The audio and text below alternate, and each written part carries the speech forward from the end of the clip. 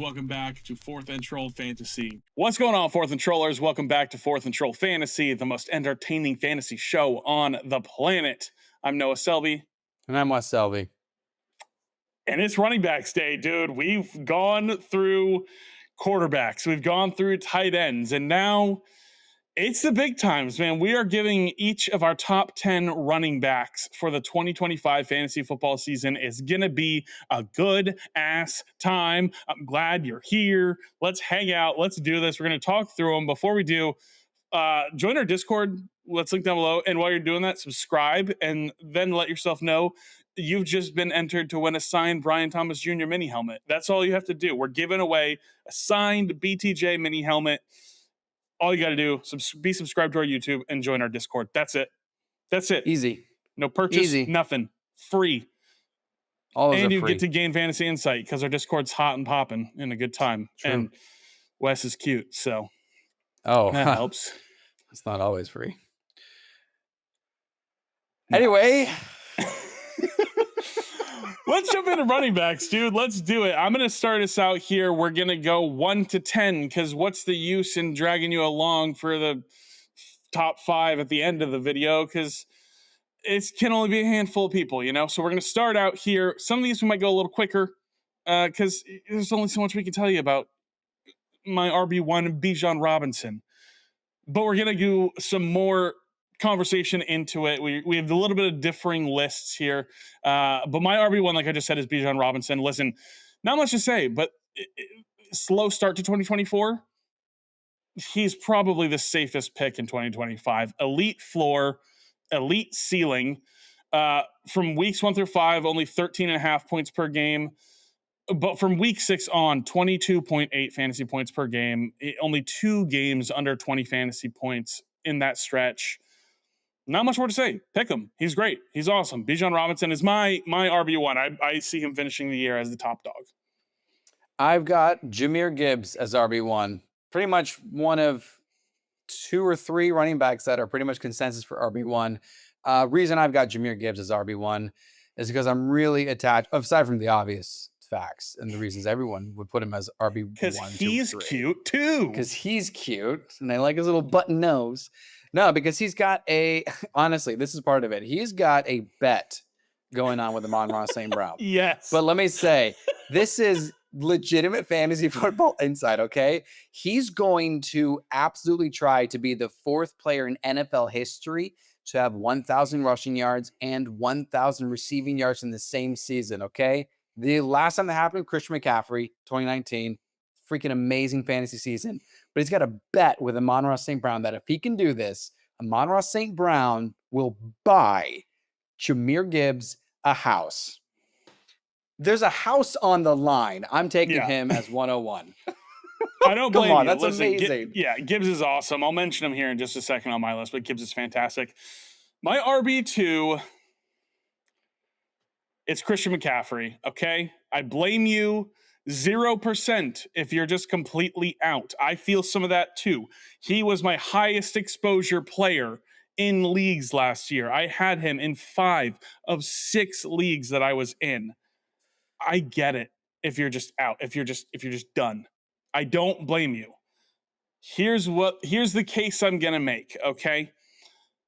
He was the RB 13 weeks 10 through 12. Short sample, I get it. But he was straight off of double Achilles tendonitis, and he was still a top 15 running back. And he had that snow game going in Buffalo. And on a breakaway run for a touchdown, he was tripped up, strained his PCL, and the Niners said, "Yeah, no, we're gonna take you out for the year. It's just not worth it anymore." I get it, okay? There's the case for last year. Since 2018, he's had 4 healthy seasons, 3 unhealthy seasons. In the 4 healthy seasons, he was RB1 or RB2.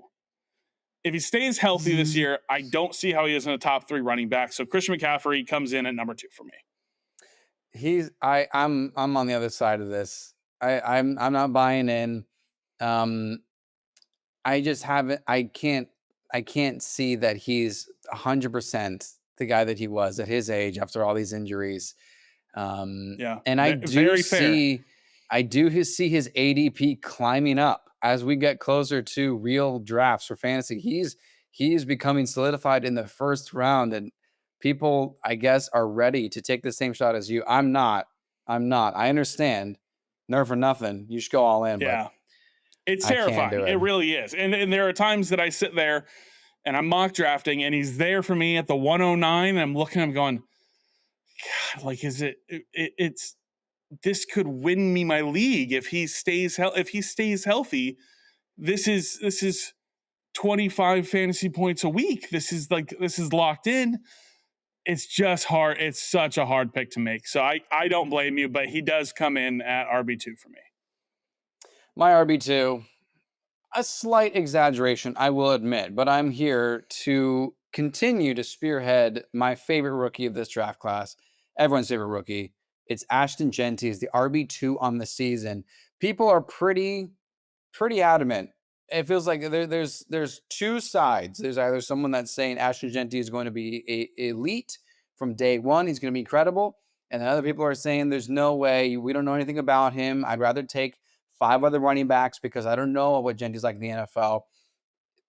Here's history: 10 of all 13 running backs this entire century drafted in the first 10 picks of the NFL were top 10 as rookies. These are very special people. And I actually, out of 13 that were actual starters that year, because some were drafted in the top 10 and they weren't even the starter that year. I don't know why. You But know, it's, I guess, for some people, that's the case. whatever. Yeah, whatever. Genty's going to be very special. I don't have any problems with the Raiders' offensive line. I don't have any problems with the fact that Brock Bowers is there and he's going to do, all that he's going to do. There's every reason to believe Ashton Genty will be great. I'm just there to continue to remind people you can take him in the first round. It's worth it. He'll be amazing. Yeah, I agree with you. I'll talk about him in just a bit. My RB3 is Jahmyr Gibbs. Not much more to say besides one thing I do want to point out here. The upside of Jahmyr Gibbs, if David Montgomery gets hurt, is unbelievable. It's a short sample, but weeks 15 to 18, when David Montgomery was out, he averaged 31.5 fantasy points per game. Like that's just insane. So like there's already this player who is great, who's in a split, who's still going to be incredible, who has great value, who's explosive, who's awesome. And then there's a situation that could just boost him to good luck, everybody else. SMD, I'm going to win the league. Like that's literally, that's what it comes down to. And so Jahmyr Gibbs is awesome. And I have him as my RB3. I have, like you, your RB1 as my RB3. That's Bijan Robinson. I have nothing else to add. We already know. We know everything about Bijan. There he is. RB3. I have nothing else to add. Love it. It's great. Draft these people. Draft these players. Yes. They're awesome. They see, and now we did what we said. We're moving on. RB4 for me on the season. I cannot get rid of him. It's Derrick Henry. Derrick Henry is the ageless wonder, and I don't know how he does it, but he continues to just be incredible. He is the safest running back to be a lock for 12 plus touchdowns on a great offense with a really good offensive line and a team that's really ready to allow him to be who he is. He's managed extremely well by this team. You think about Derrick Henry in Tennessee for his whole career and how he was the guy who was getting 35 carries a game, 30 carries a game, 28 carries a game. Derrick Henry averaged less than 20 opportunities per game last year, and he was incredible. He was fantastic. The team does a great job with him. He's extremely safe. He signed a 2-year, $30 million extension this offseason. So if you wondered if the Keaton Mitchell magic that you saw in preseason week 1 was going to take away some opportunities from Derrick Henry, it's not. And he's great. And he's a safe top 5 for me. And I love Derrick Henry so much. I hate Derrick Henry. I hate him. He's so Because he frustrating. doesn't quit. Because he won't ever stop. Yeah. He's in my top 10 because I hate him. It's impossible. He is impossibly doing all of this. It's He's breaking all remarkable. the metrics, like all the science and math that we're trying to do. It's like, Every stop! single statistic Cut I've it ever out. looked at specifically for this list, for my really detailed top 10, he's the outlier. I can't stand him. It's Yeah. always like, if this running back has this many carries in a single game, 95% of the time they're not top 10. If they have this many carries in the season, if they have this many carries, but these few receptions, they're not top 10. He was like, fuck you. I'm top 5 again. Every single Yeah. year. I can't Yep. stand him. He'll be in my Hate him. top 10 because I hate him. That's why Yep. he's there. Okay. All right. All right. We're going to get into an interesting RB4 for me. My RB4, I'm buying all the way back in on Breece Hall. This is a guy that not just last season, but the year before, we were saying was going to be to the moon. His rookie season was really great, cut short by an injury. And then his sophomore season, 2023, he was elite. And then I guess Aaron Rodgers affected all of that for last season in 2024. Well, I'm all the way back in, and there's a few reasons I'm back in. One, I believe he's going to be a PPR monster all training camp. He has been the passing back for this Jets offense. And I know Justin Fields is there. We get worried about what a running back will do with a rushing quarterback, with a mobile quarterback. But I know Aaron Glenn from Detroit, albeit a defensive coordinator, really likes what happens with the Lions rushing attack. And he is manufacturing that with Breece Hall and Braylon Allen. Oh, please watch out for Braylon Allen. I believe, here we go. I believe this will be the best rushing duo in the NFL. I'm not even kidding. Braylon Wow. Allen has been so freaking good. I know I'm talking about Breece Hall because of PPR upside. For PPR, Breece Hall's top 5. But I'm going to go ahead and mark my words because I want to make sure this is out here too. Mark my words, Braylon Allen will be top 15 as well. This is going to be such a good rushing attack. Watch out for the Jets running backs. That's all I got to say for Breece Hall. Oh man. Okay. So I disagree with you on Breece Hall.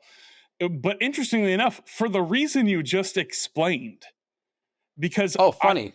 I truly believe this is going to be like a massive split backfield. And Aaron Glenn can't shut the fuck up about Braylon Allen this offseason. He will not stop talking about him and how good he is. So I believe they're both top 24 running backs, but I think Breece Hall is Breece Hall RB20 and Braylon Allen RB23. Wow.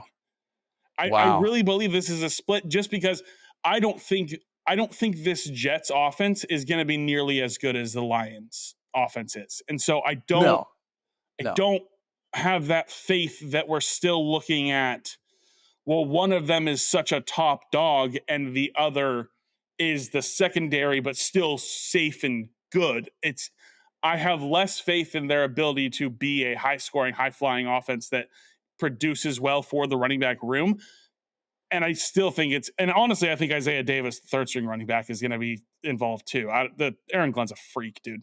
So Breece Hall isn't in my top 10, like I just said, but he's been fantastic, and Aaron Rodgers has a good way of fucking shit up. So maybe that's the case. Anyway, okay. I wanted to round out the top 5 here. My RB5 is Ashton Genty. I have no issues taking him in the first round. He's fantastic. Marshawn Lynch had 4 straight years as a top 6 running back in this with Pete Carroll. In a Pete Carroll system, he's going to be the workhorse. I don't care about Zamir White. I don't care about Raheem Mostert. I don't care about Dylan Laube. I don't care. Ashton Genty is going to be sick, and that's all I got to say. Yeah, obviously, I agree. I love him. I can't wait to watch what happens with the Raiders. Okay, my RB5. PPR volume, because I usually rank here based on full PPR. If you haven't seen Noah's hat or paid attention, I'm picking the running back from the Denver Broncos. It is RJ Harvey. Whether or not he's the starter, he has an amazing opportunity to PPR his way into the top 10, possibly top 5. And I've already mentioned, annoyingly, probably by this point, about the Alvin Kamara comparison. because Sean Payton continues to compare him to Alvin Kamara. And they've watched tape together, which I've said many times as well this offseason. But I've also talked about Alvin Kamara's rookie season in 2017. Kamara wasn't the starter. He was not the starter. The starter for the New Orleans Saints in 2017 was Mark Ingram, who finished as the RB6. Mark Ingram, RB6, 230 carries, 1,100 yards, 12 rushing touchdowns, and 58 receptions. Alvin Kamara was RB3 that same season because he had 81 receptions for 826 receiving yards. There is a path for RJ Harvey to do exactly what Kamara did his rookie season because it's the same head coach and because all training camp has been telling me this is the guy that's going to catch his way into possibly the top 5. I'm booking RJ Harvey as one of the best running backs for fantasy football 2025. Yeah, it's tough for me. RB5 is too rich for me. I really like RJ Harvey. I have him as my RB15 on the season. I think he's going to be really good. I just don't know if second year Bo Nix is going to lead such as efficient of an offense as prime Drew Brees. I'm not sure that's going to be the case. And so that's where I'm a little hesitant. However, where RJ Harvey is going, I don't know the ADP. But I'm fine taking him where he's being drafted. And I think he's a value where he's being drafted. I think he's going to be really good. And he's going to have a role in the offense. He's going to be a real guy in the offense. And I don't dislike him. I just don't have him as high as RB5. So, little less fucking balls to the wall as you are, Wes. But it's gonna be RJ Harvey's gonna be awesome. So he's gonna be a great fantasy pick. So go for it. And the ceiling is absolutely there, I think. So, let's jump to the second half here. My RB6 is Chase Brown, Cincinnati Bengals. From week 5 on, he was the RB6 last season. There's a pesky little Zach Moss in the way, and then he got that guy out of there. Well, actually, he got hurt. So maybe it was like an Tanya situation, or it was like a Tanya Harding thing. Injury. Yeah, where it was like, whacked his kneecaps or something, or I don't know what he went out with. But listen, I think this guy is just Austin Eckler 2.0, and the offense, the regime believes he is Austin Eckler 2.0. They literally have said this offseason he can do everything that Austin Eckler has done. I don't know what more to say. He's a PPR machine. He's a great value. I, for some reason, can't draft him because I really like other players being drafted around him. So we'll see how ADP shifts as we're getting more into draft season. But I have him as a borderline top 5 running back. I think he's going to be great. Draft him, please. I can't, and I don't know why, but please draft him. He's going to be so good. Yeah, I have him just after 6, which that number is 7. Thanks. Yep. Spoiler. Yeah. There you go. But I'm Who's right with you. 6, Wes? Yeah, my RB6. I'm not shy. I'm not scared. I'm not wavered by the recent news out of the Los Angeles Chargers camp. I still got him. Ryan Hampton as a top 10 running back. I understand the concerns. Rashawn Slater going out for the season is a big blow to the team. It's not the only offensive lineman that's all pro, mind you, and not the only good one either. They have a few good linemen there. I'm also not wavered by the addition of Keenan Allen and what that means for passing the football.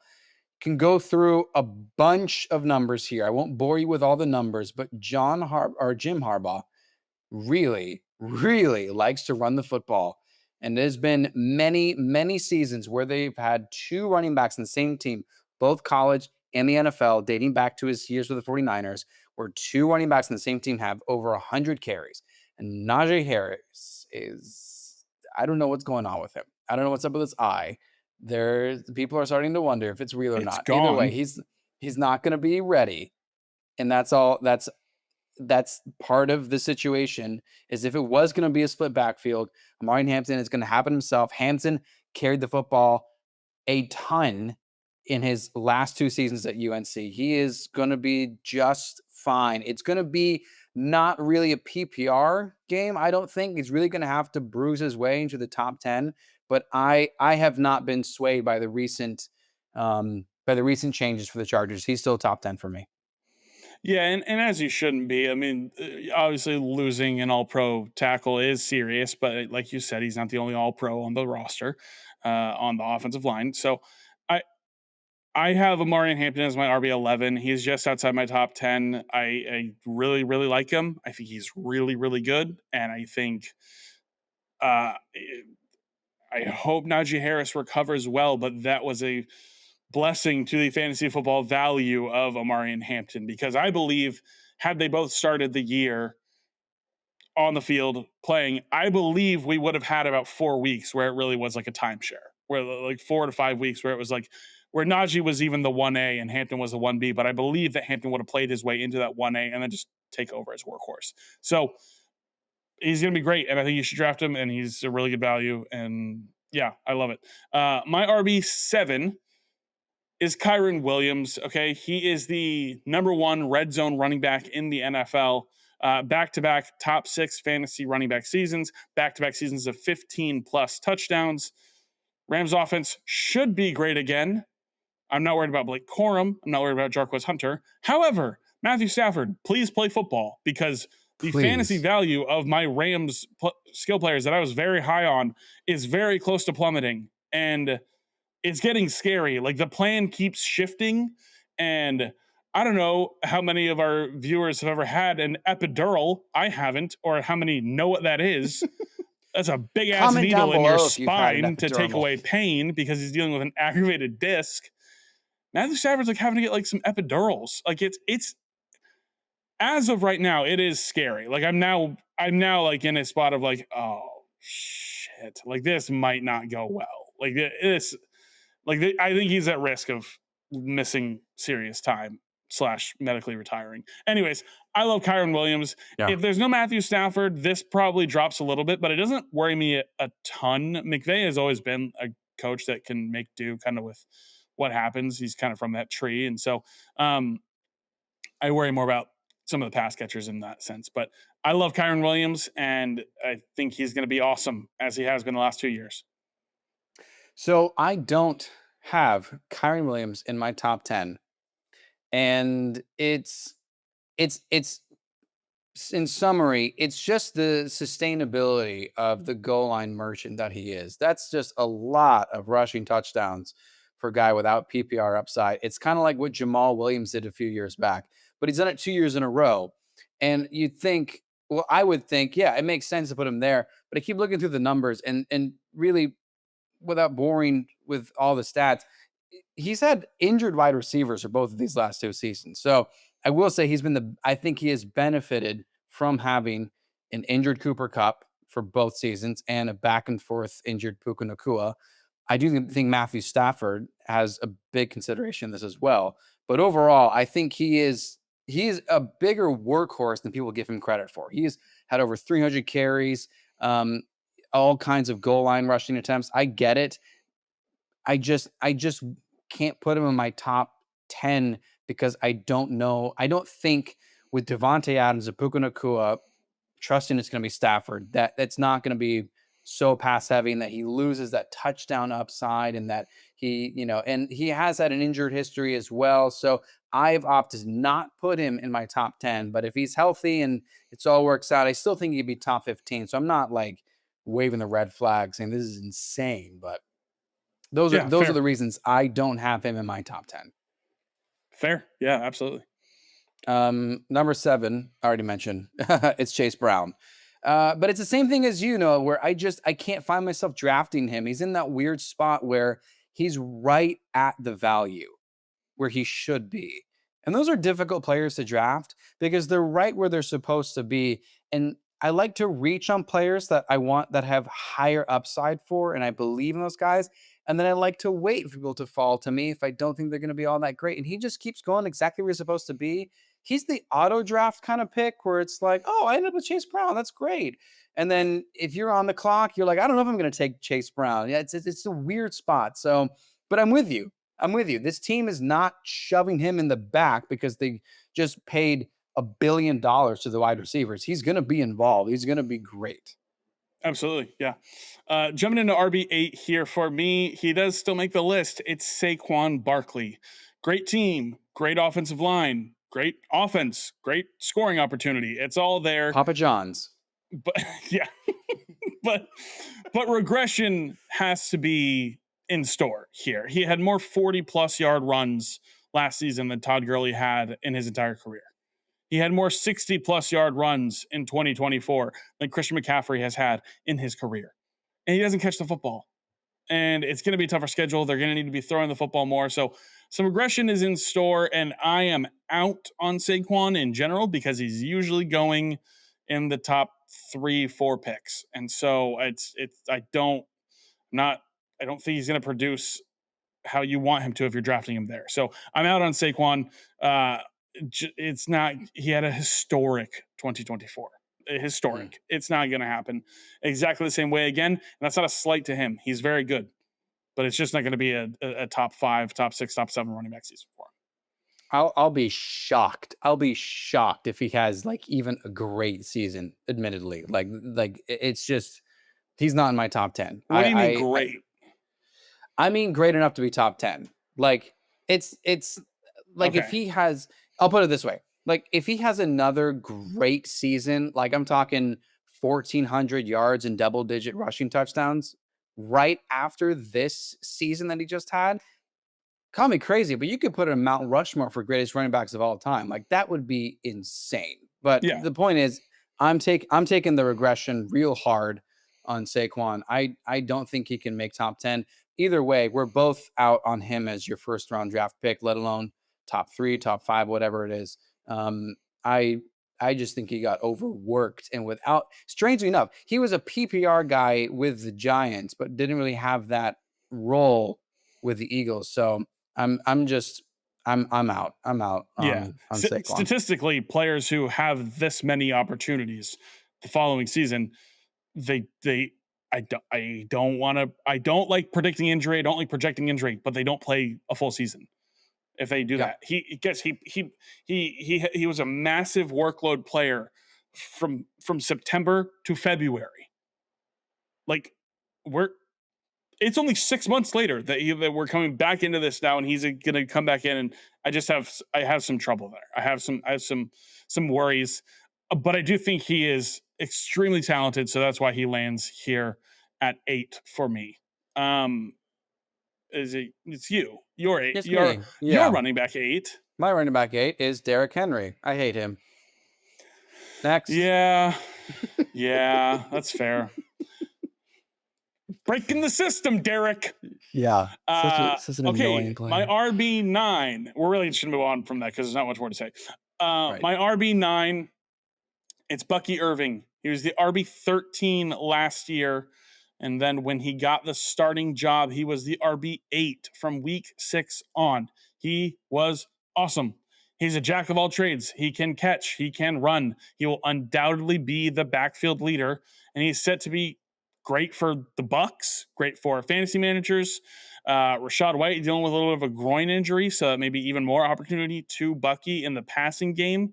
There are some guys I like more going later, but at the 2-3 turn is fine with me. It's fine there if you want to take him. You could get him as you get Bucky Irving as your RB2, and I think that's fine. I think that's good, and I think he's going to be really, really good. I like the offense. I like the team. I think it's going to be a good year for Bucky, and I think he'll return on his draft pick. I don't know if he'll exceed it. That's why he's at 9. But I think he'll be good, and I think you'll be happy pretty consistently with Bucky Irving in your starting lineup.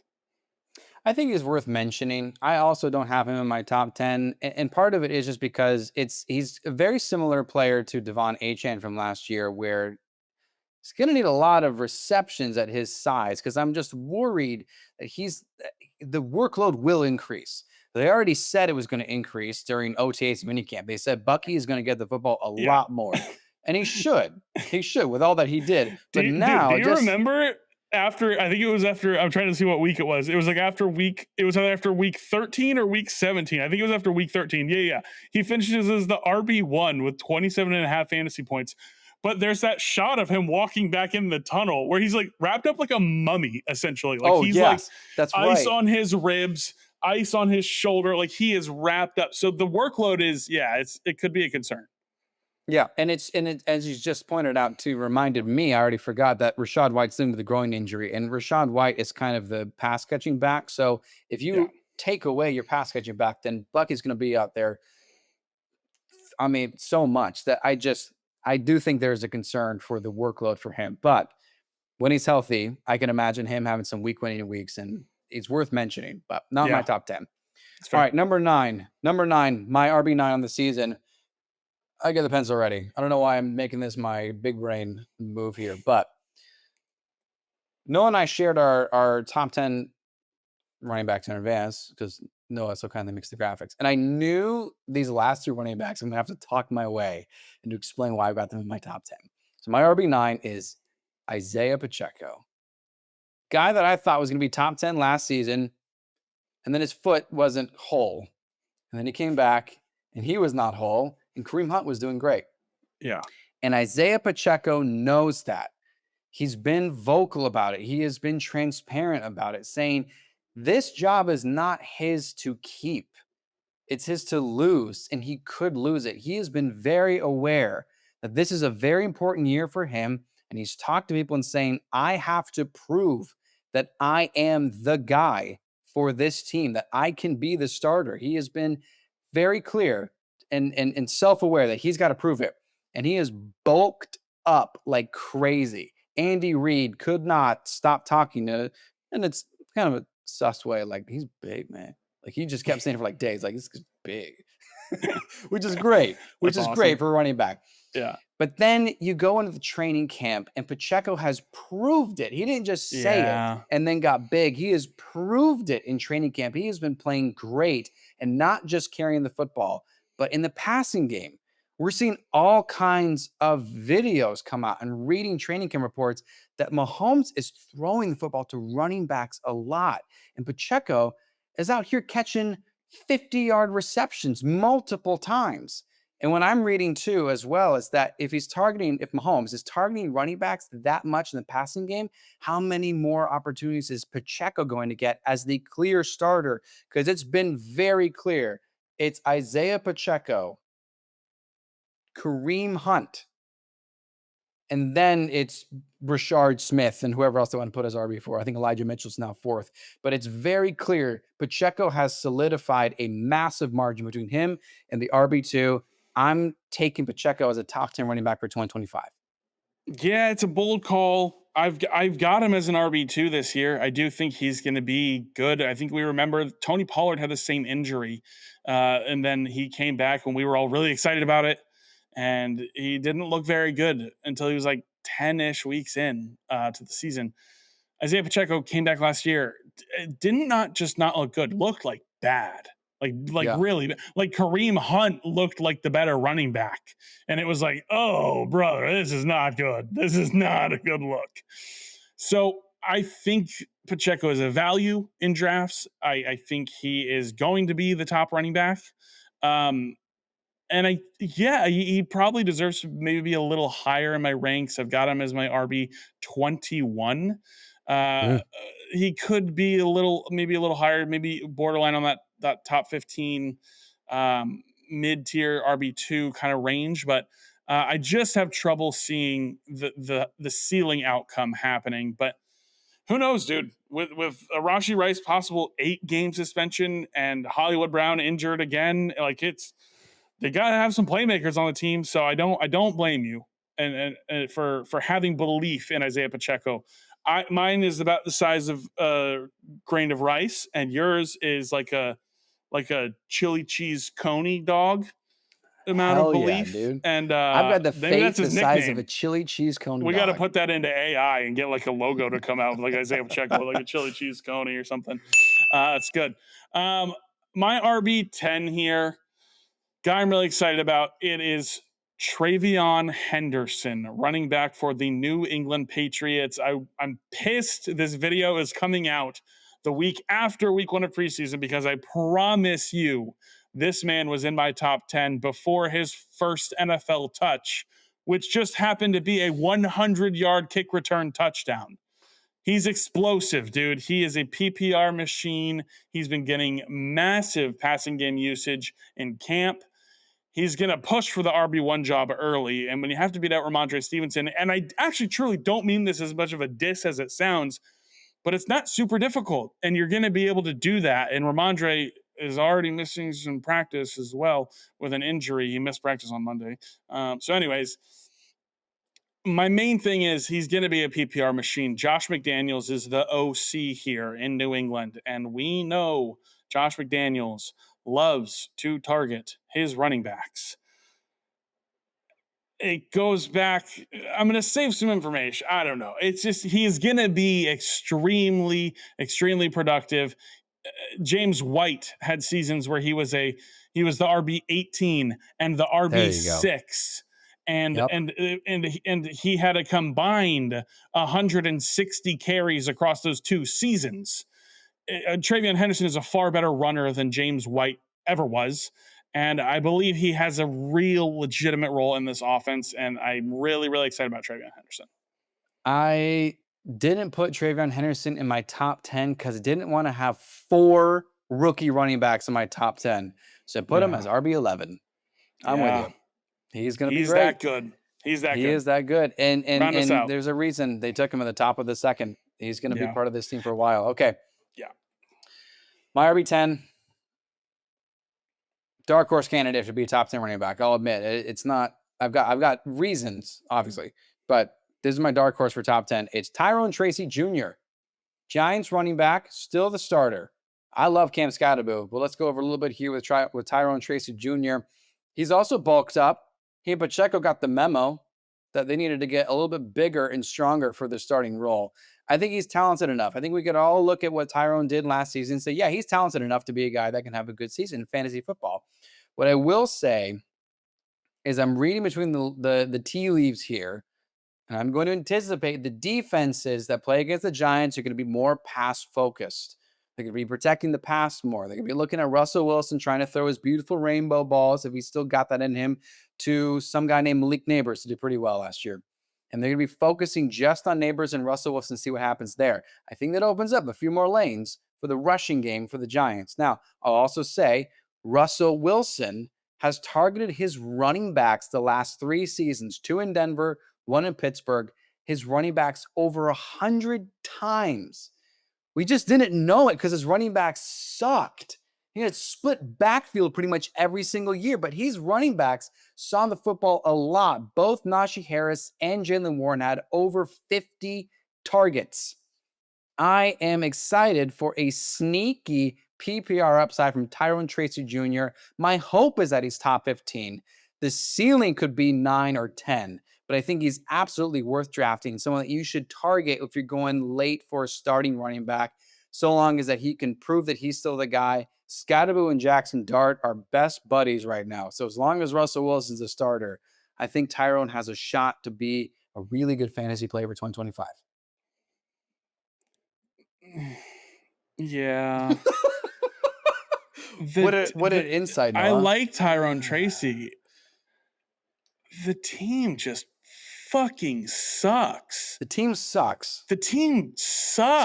And so it's like, how much opportunity is there going to be for a guy to get like 12 to 15 carries a game and get like 5 to 6 targets? Like the targets will be there because they're going to have to throw the ball. Like, I don't mean to go like, that's kind of went like Seinfeld on that first.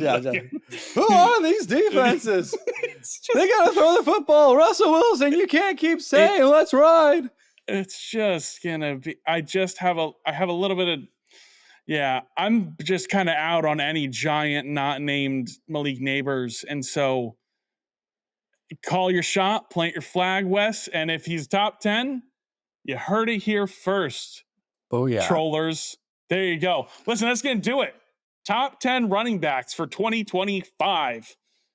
It's in the books, dude. We're getting so close to draft season. Wes, our draft is next week. Yes, We it draft is. next week, a little earlier than usual because a certain someone's getting MARIED. This guy. That's Two thumbs are getting married. married is Let's what they do tell this, me that dude. spells. Hey, before we close out, Noah, we got a couple of running backs not in our top 10. I want you to give a quick Dude, summary. we do. You're right. I thank you for reminding me because if you're here now, you'll be wondering, there's some notable names not on this list. Devon Achane, not in either of our top 10s. Call us pessimistic Dolphins fans. Call us fortune tellers and we can see the future. This team is going to be really bad this year. The offensive line is really bad. And I don't see enough passing game work for Devon Achane to still be that top 10 guy. I've got him top 15. I think he comes in at RB 14 for me, but like he's just going too early. Jonathan Taylor also not in our top 10. Again, I'm not trying to disrespect him. I think it's more just the offense and what they have the ability to do. If Shane Steichen even sticks around for the whole season, he's still around my top 15 as well. Anyone else, Wes? Josh Jacobs not on our list. We've decided Josh Jacobs does not make top 10. We think that this workload was too much for Jacobs. We talked about it with Saquon as well. We also think there's going to be more passing game, and it's just too many touchdowns, too many rushing luck, if you will. And Matthew Golden, the first round wide receiver taken by the Packers, it's going to be a lot more attention on that team. I think that's where we're at with those three notable running backs not in our top 10s for either of us. Yeah. Big names we're staying away from. So talk about them a little bit more before the season starts and just remind you of our pessimism. But that's going to do it. Thank you guys for hanging out. Remember, join our Discord, subscribe. You'll be entered to win a signed Brian Thomas Jr. mini helmet. And we'll see you next time. My name is Noah Selby. And I'm Wes Selby. And comment who is missing from our list as well. And this has been 4th and Troll Fantasy.